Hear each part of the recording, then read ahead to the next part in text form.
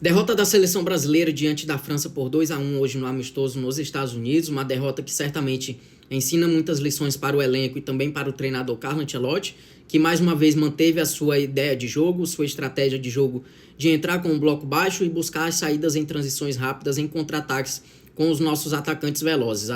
Hoje foi tudo muito mal feito, seja o bloco baixo, que estava ali sendo mantido, mas não foi capaz de neutralizar os atacantes da França.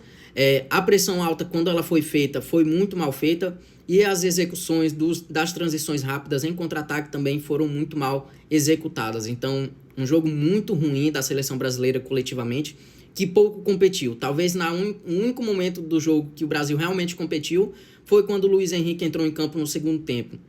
Um cara que, para mim, individualmente, foi o principal destaque da seleção. Destacar também o Danilo, individualmente, lá do Botafogo, que entrou muito bem também. O Bremer, não apenas pelo gol, mas fez uma atuação segura, na medida do possível. Então, assim, a seleção brasileira fez um jogo ruim, é frustrante, porque eu tinha, pelo menos, particularmente falando, muita expectativa, apesar, claro, dos desfalques, que é preciso citar. O Brasil tinha cerca de 7 desfalques hoje para a partida, e todos eles sendo titulares dessa equipe. É um fator que talvez não seja o mais determinante, mas é sim muito relevante para se falar, porque é um fator que influencia certamente na estratégia, no estilo e nos pensamentos de Carlo Ancelotti para a partida. Um ciclo, gente, que é muito mal feito pela CBF desde depois da Copa de 2022, foi tudo muito mal feito. O Ancelotti, por exemplo, chegou ao seu 9º jogo apenas como treinador da seleção. O Deschamps, técnico da França, tem 14 anos de seleção francesa, então isso é um fator que faz muita diferença também. Não estou aqui dando desculpa, mas é um fator que é importante de se falar. Acho que, pelo lado da França, Mbappé e Olise mais uma vez brilharam. O Mbappé, em forma, para mim, é o melhor jogador do planeta, e para quem não conhecia Michael Olise, conheçam. É a nova joia da seleção francesa, do Bayern de Munique, que vem fazendo uma temporada, para mim, de top 3 de melhores do mundo. Acho que fica muito inviável do Brasil jogar nesse nível de confronto com 4 atacantes, porque os meio-campistas acabam ficando sobrecarregados, e o meia central, que no caso tem sido o Matheus Cunha, também fica sobrecarregado para marcar. Então, acho que o Brasil precisava focar mais na questão de povoar mais o seu meio de campo e principalmente povoar com jogadores criativos, porque peguem as principais seleções do mundo hoje, como elas jogam, quais são as semelhanças entre elas. O meio de campo criativo. Claro que sempre tem 1 ou 2 jogadores ali que são combativos, como é o caso do Casemiro para a seleção, mas sempre tem os meio-campistas criativos que fazem com que a bola chegue mais redonda para os jogadores de frente. Então, assim, o Brasil tem as flechas, que são os atacantes velozes, mas não tem os arcos. Não tem no elenco, porque na geração certamente temos muitos nomes. Mas, assim, é uma ideia de jogo do Ancelotti. Com certeza ele entende muito mais do que nós de futebol. Temos que apoiar acima de tudo, mas é uma atuação, acima de tudo, muito frustrante pela passividade dos jogadores, principalmente quando estava com um a mais em campo.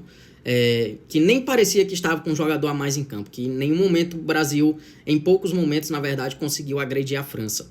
Sobre a questão do Neymar, eu continuo mantendo a minha opinião de achar que ele deve ir para a Copa no final de tudo, tem que estar entre os 26, sendo titular ou não, tem que estar no elenco. É o nosso principal jogador, o cara mais diferente da nossa geração e talvez dos últimos 20, 25 anos.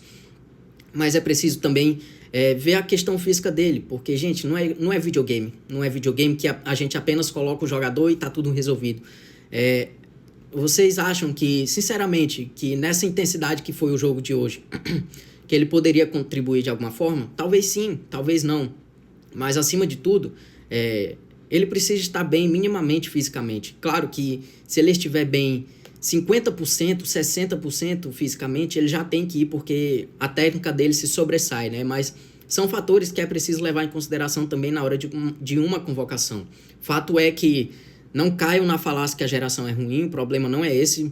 Acho que o principal problema é essa questão dos meio-campistas criativos, que o Brasil não tem no elenco hoje, e que fazem com que a bola chegue muito mal para os atacantes velozes que nós temos, né? E talvez seja isso a grande explicação para que eles atuem tão mal na seleção, diferente do que eles fazem em seus clubes, né? Rafinha e Vini, principalmente, são dois dos melhores do mundo em seus clubes, mas na seleção não repetem as atuações. Então, talvez essa seja a grande explicação disso tudo. Não estou passando pano, jamais, como falei, foi uma atuação muito ruim, coletivamente e individualmente, mas estou apenas dando uma explicação para vocês, para que vocês também entendam do porquê que isso pode estar acontecendo.